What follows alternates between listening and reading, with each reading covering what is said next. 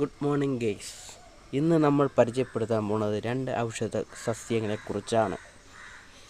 നിങ്ങൾ എൻ്റെ വീഡിയോ ആദ്യമായിട്ടാണ് കാണുന്നതെങ്കിൽ സബ്സ്ക്രൈബ് ചെയ്ത് ബെല്ലൈക്കൺ അടിക്കണമെന്ന് ദയവായി അപേക്ഷിക്കുന്നു.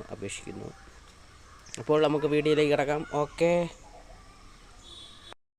ഹലോ ഗെയ്സ്, ഇതാണ് മുറിവ് വച്ച എന്ന് പറയും. ഇത് മുറിവ് പറ്റിയ സ്ഥലത്ത് ഇത് പിഴിഞ്ഞ് ഒഴിയണം.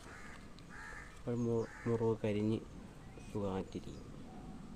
ഈ ഇല മുറിവ് 2 ദിവസത്തിന് പഴക്കമുണ്ടെങ്കിൽ ഇത് പിഴിഞ്ഞിട്ട് ഈ കറ്റവാഴത്തല ഉണ്ടല്ലോ, ഇതാണ് കറ്റവാഴത്തലയും കൂടെ മിക്സ് ചെയ്ത് ഇട്ട് കൊടുത്താൽ മുറിവ് കരിയാൻ നല്ലതാണ് കേട്ടോ ഗൈസ്. പിന്നെ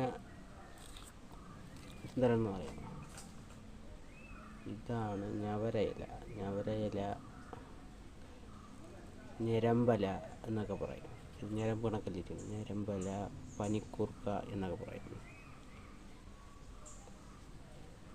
പിന്നെ ഇത് ജലദോഷമൊക്കെ വരണമെങ്കിൽ ഇത് കൃഷ്ണ തുളസിയും ഇതും കൂടെ തിളപ്പിച്ച് ആവി പിടിക്കണം. ആവി പിടിച്ചാൽ കുറയും, ജലദോഷമൊക്കെ പമ്പാടാക്കും. പിന്നെ ഒരു 4 മണി ഭക്ഷണമൊക്കെ നമുക്ക് വറുത്തെടുക്കണമെങ്കിൽ ഇതിൽ മാവിൽ മുക്കി വറുത്തെടുത്ത ഒരു ബജ്ജി കണക്കുള്ള ഇത് കിട്ടും. അതൊക്കെയാണ് ഇതിൻ്റെ ഉപയോഗങ്ങൾ. പിന്നെ വേറെ ഇതിൻ്റെ വിശേഷങ്ങൾ എന്ന് പറയുമ്പോൾ എല്ലാവരുടെ വീട്ടിലും ഇതൊക്കെ നട്ട് വളർത്തണം. ഇത് എന്ന് പറയുമ്പോൾ ഞാൻ പറഞ്ഞിട്ട്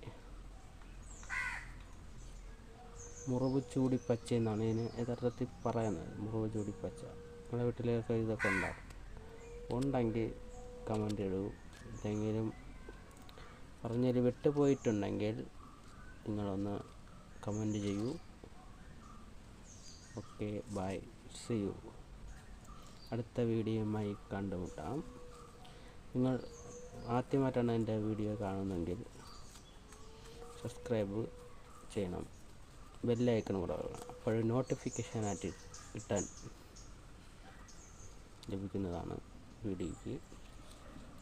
അപ്പോൾ ശരി, ഓക്കെ, ബൈ, സീ യു.